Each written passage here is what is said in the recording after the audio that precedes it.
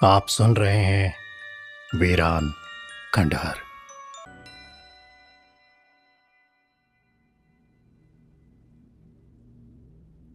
रात गहरी थी और हाड़ कपा देने वाली ठंडी हवा ने एक तरह से अब तूफान की जगह ले ली थी।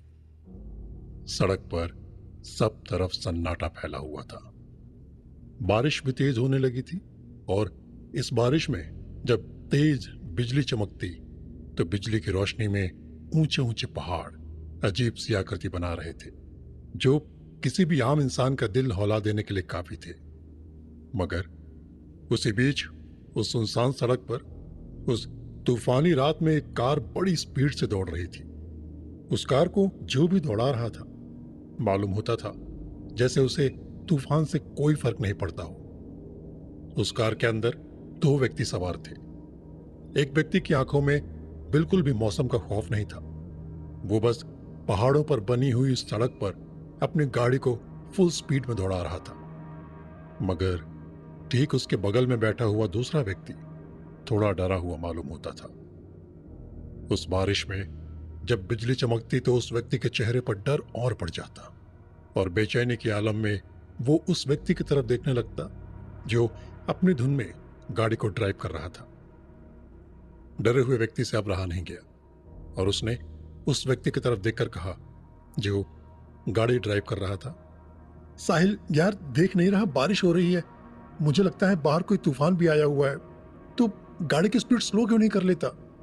उस व्यक्ति की बात सुनकर साहिल के होठों पर मुस्कुराहट आ गई और उसने गाड़ी ड्राइव करते हुए ही उस व्यक्ति को जवाब दिया, कम ऑन हैरी, मेरी समझ में नहीं आता तू इतना डरता क्यों है। तू भी कमाल करता है साहिल, एक तो इतनी तेज गाड़ी दौड़ा रहा है और ऊपर से खराब मौसम, फिर बारिश भी तेज हो रही है। मैं कहता हूँ गाड़ी को थोड़ा आराम आराम से चला, ये पहाड़ी इलाका है, जरा सी भी चूक हुई तो हमारी गाड़ी कहाँ गिरेगी इसका हमें अंदाजा भी नहीं है। हाँ, इतना अंदाजा जरूर है कि हम किसी भी कीमत पर जिंदा नहीं बचने वाले। ऐसा कुछ नहीं है हैरी, जब मुझे गाड़ी ड्राइव करने में कोई दिक्कत नहीं हो रही तो तू क्यों घबराता है। सुन हैरी, अगर मैंने गाड़ी की स्पीड स्लो कर ली तो हमें घर तक पहुंचते पहुंचते बहुत देर हो जाएगी, और वैसे भी अब मुश्किल से आधे घंटे का ही सफर बचा है। गाड़ी धीमे चलाने का कोई फायदा नहीं, और मौसम को देखकर मुझे ऐसा लग रहा है कि अभी तूफान हल्का हुआ है।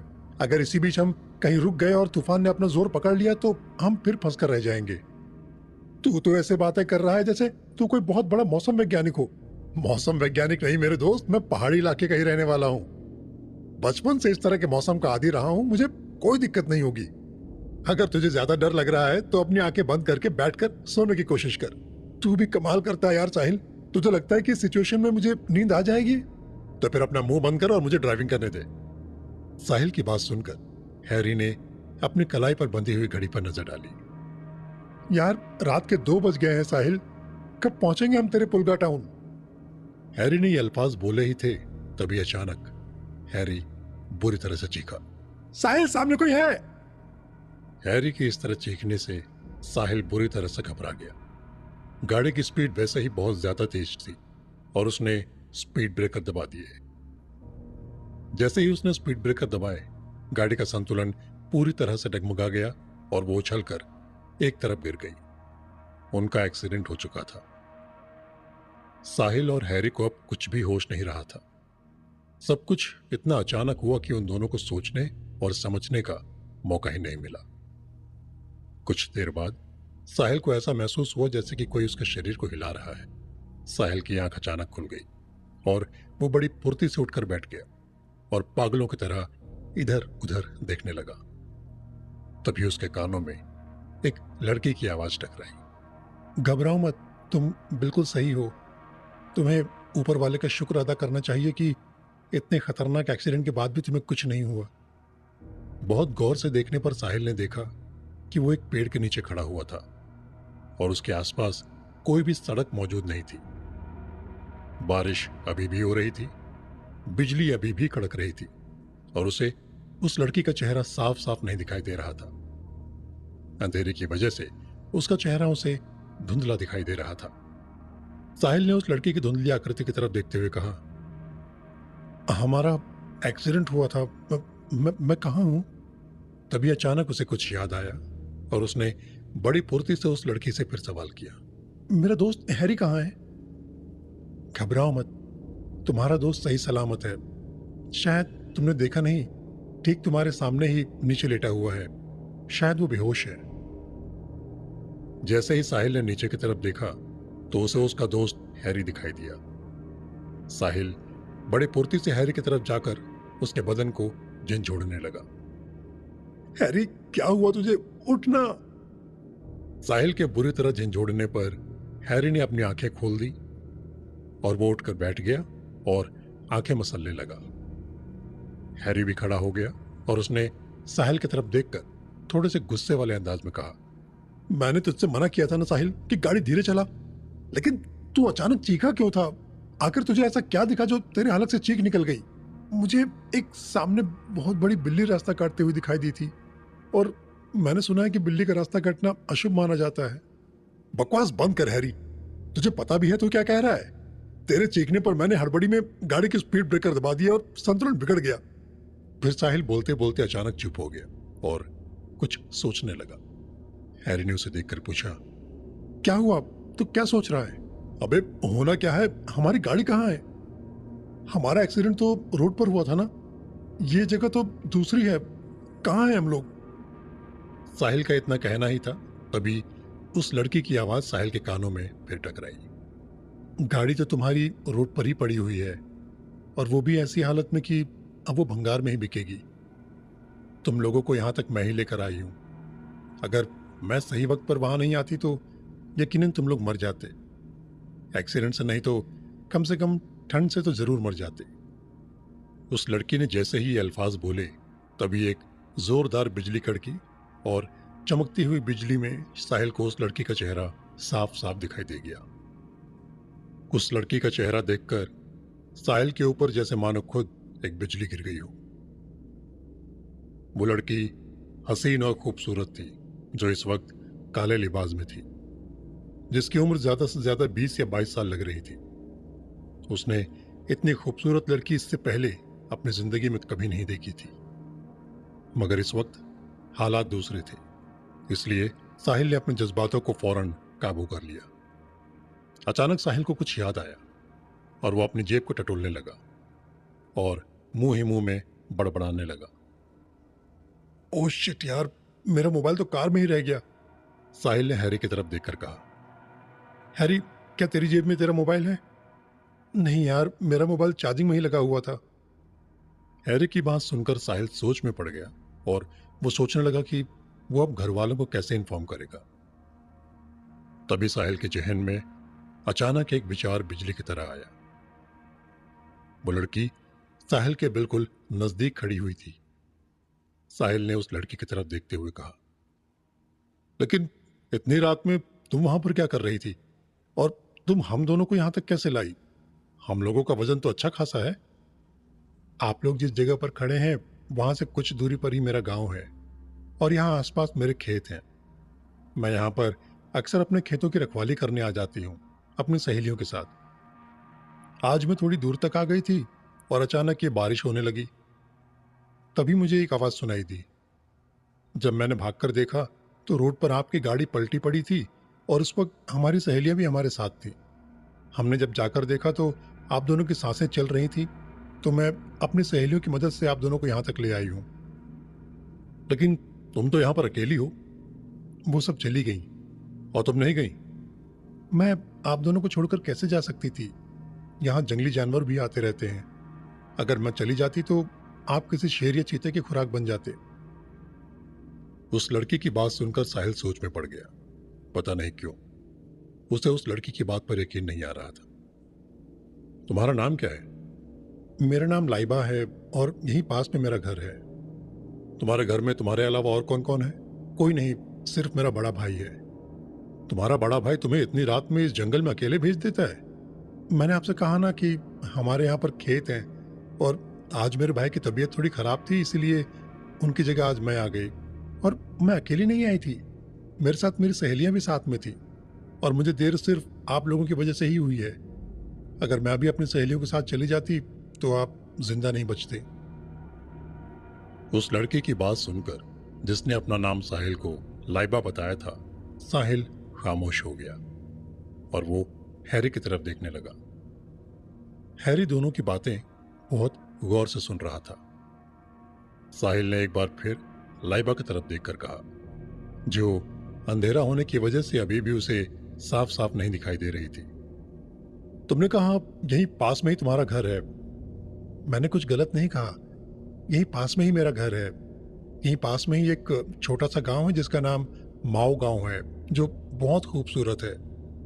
लेकिन मैंने तो ऐसे किसी गांव का नाम नहीं सुना, तो इसमें मेरी कोई गलती नहीं है। और अगर तुम्हारे सवाल जवाब खत्म हो गए हो तो मैं अब आप लोगों से कुछ पूछूं। वैसे कायदे से सवाल जवाब तो मुझे करना चाहिए, लेकिन अजीब बात यह है कि तुम मुझसे ही सवाल जवाब किए जा रहे हो। एक तो मैंने तुम दोनों की जान बचाई और ऊपर से तुम मुझसे ही उल्टे सवाल कर रहे हो। लाइबा ने थोड़े गुस्से भरे अंदाज में साहिल से कहा, अरे आप तो बुरा मान गए। हम तो बस अपनी तसल्ली के लिए आपसे पूछ रहे थे। पूछो, क्या पूछना चाहती हो? आप दोनों कौन हैं और कहाँ जा रहे थे? मेरा नाम साहिल है और ये मेरा दोस्त हैरी। मैं यहीं पास का रहने वाला हूँ, लेकिन मेरा दोस्त इस जगह पर पहली बार मेरे साथ आ रहा है। बेचारा मेरी वजह से मुसीबत में फंस गया। साहिल ने ये अल्फाज बोले ही थे, तभी अचानक तूफान ने तेजी पकड़ ली और हवा भी ठंडी चलने लगी। साहिल का रोम रोम ठंड के मारे कांप गया। जब उसने हैरी की तरफ नजर दौड़ाई तो उसने देखा कि हैरी का भी यही हाल था। तभी अचानक लाइबा ने उन दोनों से कहा, अगर आप बुरा ना माने तो आप लोग मेरे साथ चल सकते हो। तूफान बहुत तेज है, सुबह आप लोग अपने घर चले जाना। साहिल ने सवालिया नजरों से हैरी की तरफ देखकर कहा, हमें क्या करना चाहिए? हैरी, जो अब तक साहिल के करीब आ चुका था, साहिल की तरफ देखकर कहा, हमें इसकी बात मान लेनी चाहिए साहिल। लड़की सही कह रही है। जिस तरह से हवाओं का जोर उठा है, मुझे लगता है कि तूफान बहुत भयानक रूप लेने वाला है। कार की एक्सीडेंट से तो हम लोग बच गए, लेकिन यकीन मानो शायद इस तूफान से नहीं बच पाएंगे। ठीक है, साहिल ने उस लड़की से कहा, कहाँ है तुम्हारा गांव? उस लड़की ने अपने पीछे आने की ओर उन दोनों को इशारा किया और वो दोनों उसके पीछे पीछे चलने लगे। सच तो ये था, वो तीनों चल कम भाग ज्यादा रहे थे। लगभग 20 मिनट के बाद साहिल और हैरी को कहीं दूर रोशनी नजर आने लगी। साहिल समझ गया, लगता है लाइबा का गांव नजदीक आ चुका है। लेकिन साहिल के लिए सबसे हैरत की बात यह थी कि तूफान, जो अभी कुछ देर पहले तक बहुत ज्यादा भयानक था, अचानक थम चुका था। लेकिन ठंड अभी भी बरकरार थी। हवा थोड़ी सी अभी भी तेज थी, मगर उसे तूफान नहीं कहा जा सकता था। थोड़ी देर के बाद साहिल और हैरी एक बस्ती के अंदर प्रवेश कर चुके थे। साहिल उस बस्ती को बहुत गौर से देख रहा था, क्योंकि उस बस्ती के अंदर बहुत ही ज्यादा अच्छे अच्छे और बेहतरीन मकान बने हुए थे, लेकिन वो बहुत पुराने दौर के बने मालूम होते थे। जिस तरह के वहां मकान बने हुए थे, इस तरह के मकान आज के दौर में नहीं बनते थे, और यही बात साहिल को बहुत अजीब लग रही थी। साहिल सोचने लगा कि लगता है इस गांव में रहने वालों के ख्यालात बहुत ही ज्यादा पुराने हैं।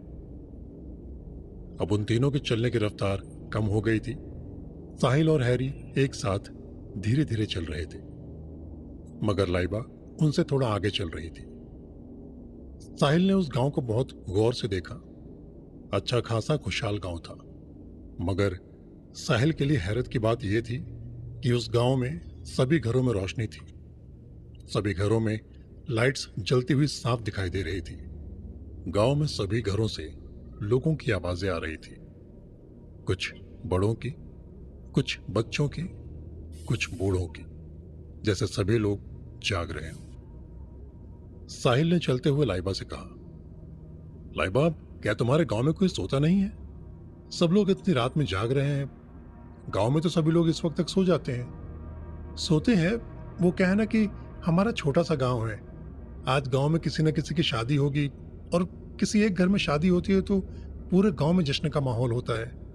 कोई नई नवीली दुल्हन दूसरे गांव से आई होगी ब्याह कर। आप महसूस नहीं कर रहे ये पकवानों की अच्छी अच्छी खानों की महक? और हमारे गांव में रात में खाने की परंपरा होती है, और ये परंपरा वर्षों से चली आ रही है। उनकी ये बात पूरी जैसे ही हुई, साहिल और हैरी की नाक में अच्छे अच्छे खानों की खुशबू टकराने लगी और अचानक उन दोनों को भूख का एहसास होने लगा और अब अचानक सर्दी का असर भी कम हो गया था। साहिल के चेहरे पर फिक्र दिखाई देने लगी और हैरी साहिल के चेहरे को भांप गया। चलते हुए उसने आहिस्ता से साहिल से पूछा, तेरे चेहरे पर अचानक ये फिक्र कैसी? क्या सोच रहा है तू? यार हैरी, ये परंपरा कुछ अजीब नहीं है। आमतौर पर तो गांव में दिन में खाना पीना होता है और यहां रात में। ये सुनकर मैं थोड़ा फिक्रमंद हो गया हूं। धीरे धीरे उन दोनों के सामने एक बहुत ही आलीशान महल नजर आने लगा। महल देखकर साहिल और हैरी हैरत में पड़ गए।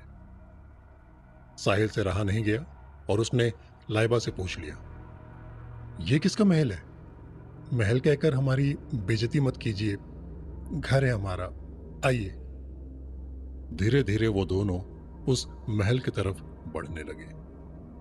साहिल दिल ही दिल में सोच रहा था, अजीब बात है कि उसके गांव के करीब एक गांव ये भी है और यहां पर एक महल भी है। ये तो उसने सोचा ही नहीं था। वो तो समझता था कि वो ही अपने इलाके का सबसे अमीर आदमी है, मगर इस माहौल को देखकर लगता था कि कोई और भी है। ये सोचते सोचते वो लोग उस महल के दरवाजे के करीब पहुंच गए। महल थोड़ी ऊंचाई पर एक पहाड़ी पर था और महल के नीचे की ओर गांव वालों के मकान बने हुए थे। लाइबा गेट पर पहुंची और उसने एक तेज आवाज लगाई, दरवाजा खोलिए, मैं हूं लाइबा। उसका इतना ही कहना था कि दरवाजा किसी ने खोला। साहिल ने देखा कि दरवाजा बहुत लंबा था, जैसे राजा महाराजाओं के दौर में होता था। दरवाजा लकड़ी का बना था और वो लकड़ी बहुत ही पुरानी थी, मगर आज भी ताजी महसूस होती थी।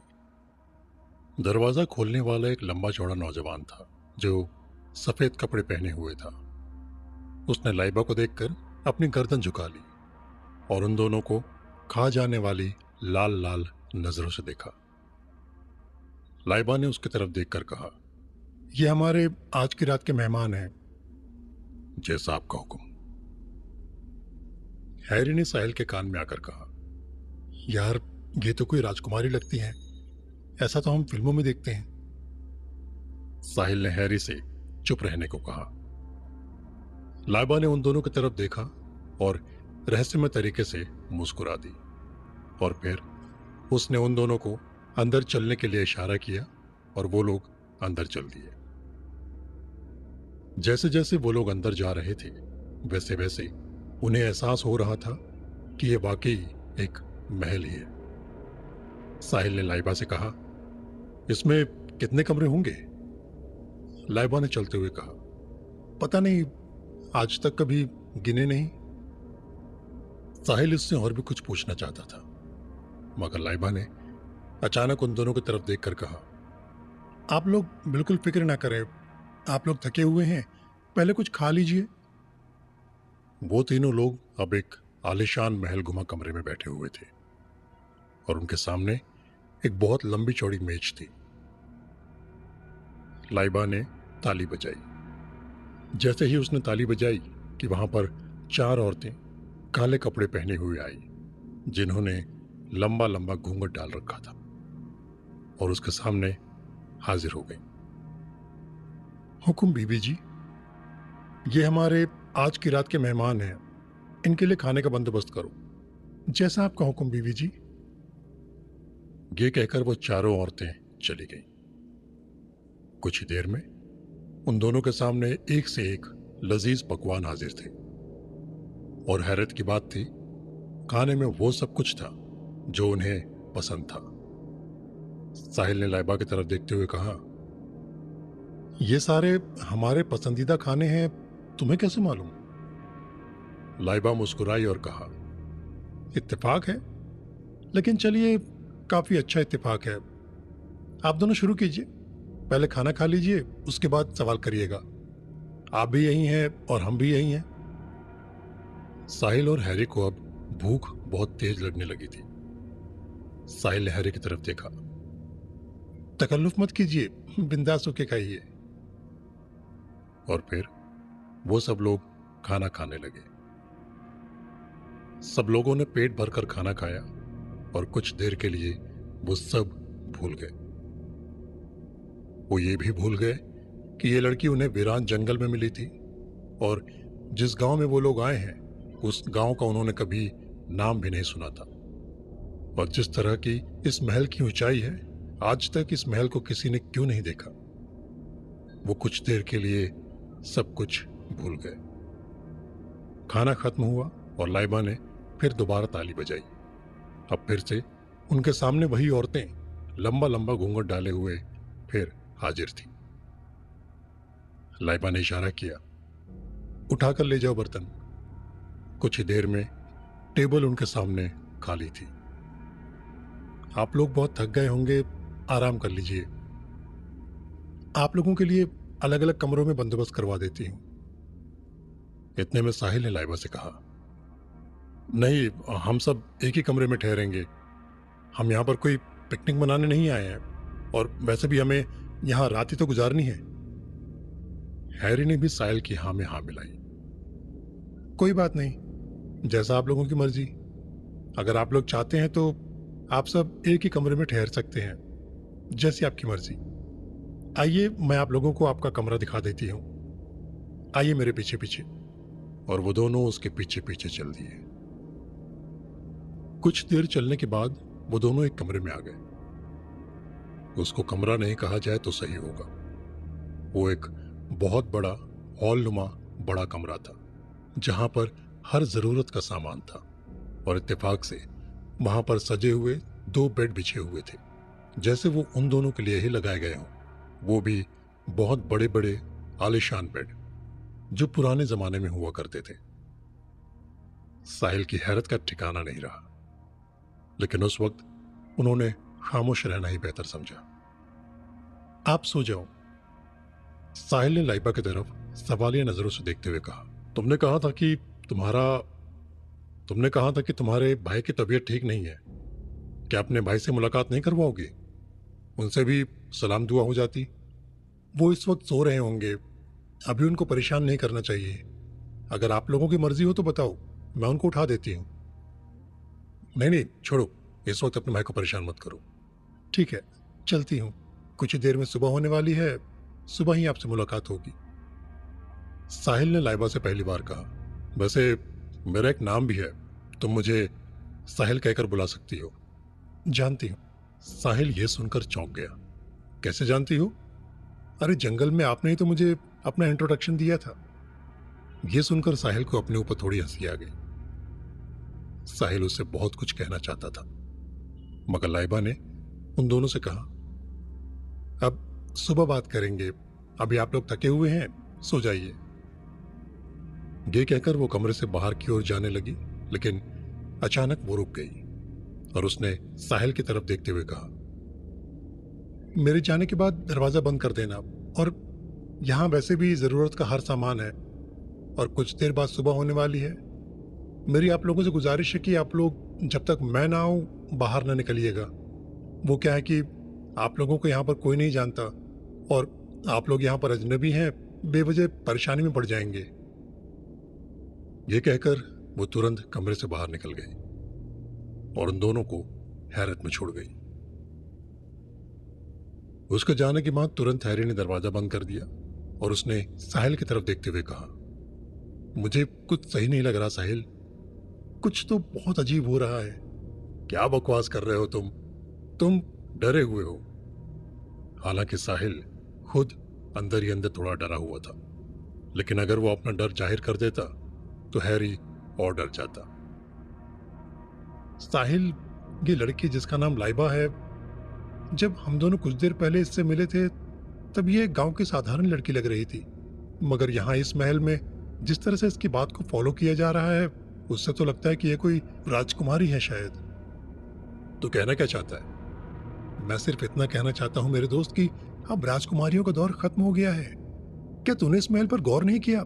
यहाँ पर आधुनिकता नाम की कोई चीज मौजूद नहीं है। देखो, इस कमरे को भी देखो।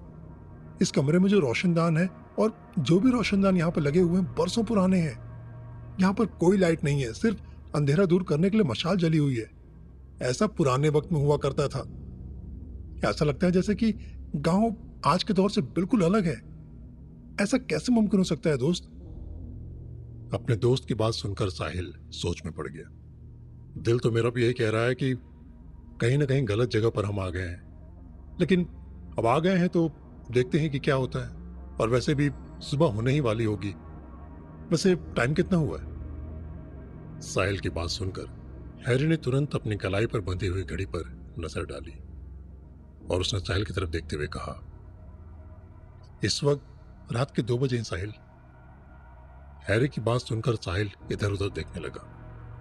तभी उसके दिमाग में एक तेज धमाका हुआ और उसके चेहरे पर हैरत और खौफ दिखाई देने लगा। साहिल के चेहरे की इस तरह की कैफियत देखकर हैरी भी घबरा गया और उसने तुरंत साहिल की तरफ देखकर पूछा, क्या बात है साहिल, अचानक तेरे चेहरे पर ये खौफ कैसा?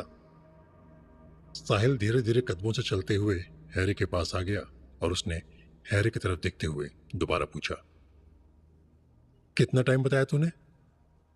अरे यार बोला ना, रात के 2 बज रहे हैं। हैरी की बात सुनकर साहिल ने तुरंत एक नजर अपनी घड़ी पर डाली, मगर उसकी घड़ी भी उस वक्त रात के 2 बजा रही थी। वो हैरी की तरफ एक बार फिर देखने लगा और उसने उसी हैरत के आलम में हैरी की तरफ देखते हुए कहा, मुझे याद है कि जब मैं गाड़ी ड्राइव कर रहा था तूने उस वक्त मुझसे कहा था कि रात के 2 बज गए हैं हैरी। उसके बाद हमारा एक्सीडेंट हो गया और हमारी आंख जंगल में खुली और जंगल से हमें यहाँ पर आए हुए कम से कम 2 घंटे का टाइम तो आराम से बीत गया होगा। हमारा एक्सीडेंट होने के बाद हम कितनी देर तक बेहोश रहे हमें नहीं मालूम, और अगर मान भी लिया जाए कि हम कुछ देर ही बेहोश रहे, तब भी लाइबा को हमें सड़क से उस जंगल तक ले जाने में थोड़ा बहुत वक्त तो लगा होगा, क्योंकि हम दोनों बेहोश थे। इस हिसाब से तो 3 या 4 घंटे आराम से हो जाना चाहिए और सुबह हो जाना चाहिए। फिर हम दोनों की घड़ी 2 ही क्यों बजा रही है? साहिल की बात सुनकर हैरी के चेहरे पर भी खौफ तारी हो गया। उसके चेहरे पर भी डर साफ साफ दिखाई देने लगा, लेकिन फिर उसने कुछ सोचते हुए साहिल की तरफ देखकर कहा, हो सकता है हमारे एक्सीडेंट के बाद हमारी घड़ियां भी खराब हो गई हों। एक बार तेरी ये बात मान भी ली जाए तो कम से कम सुबह तो हो जानी चाहिए ना। ये सब क्या हो रहा है साहिल? मैं भी यही सोच रहा हूं हैरी कि ये सब कुछ क्या हो रहा है। हम दोनों की घड़ी एक ही वक्त क्यों दिखा रही है? ये इत्तेफाक नहीं हो सकता कि हम दोनों की घड़ी एक ही साथ खराब हो जाए, और अगर ये इत्तेफाक हो भी जाए तो सुबह क्यों नहीं हुई? लेकिन अब किया क्या जाए? हैरी ने साहिल को घूरते हुए कहा, इंतजार सुबह का। ये सुनकर साहिल खामोश हो गया और कुछ देर बाद उसने धीमी आवाज में कहा, तूने सही कहा साहिल, हमें सोने की कोशिश करनी चाहिए, मगर यार अब नींद कैसे आएगी? वो तो मैं भी जानता हूं, पर कम से कम थोड़ी थकावट तो उतरेगी। वैसे भी सुबह से हम लोग चले हुए हैं और अब थकावट हावी हो रही है। ये सुनकर हैरी ने भी महसूस किया कि उसका बदन थकावट से चूर हो रहा था और उन लोगों ने पेट भर के खाना भी खाया था।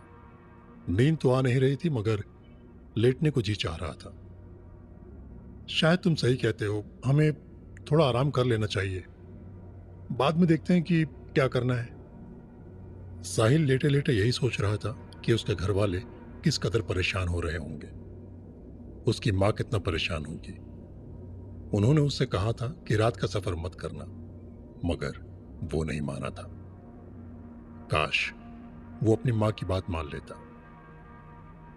फिर वो लाइबा के बारे में सोचने लगा। सच में उसे लाइबा एक बहुत ही रहस्यमयी लड़की लग रही थी, और जब से वो लड़की उसको मिली थी तब से कुछ तो अजीब हो रहा था। बस उसकी समझ में नहीं आ रहा था कि क्या अजीब है, मगर उसको कुछ अजीब सा महसूस हो रहा था। ये सोचते सोचते साहिल कब नींद की वादियों में चला गया पता ही नहीं चला। वो दोनों गहरी नींद सो गए।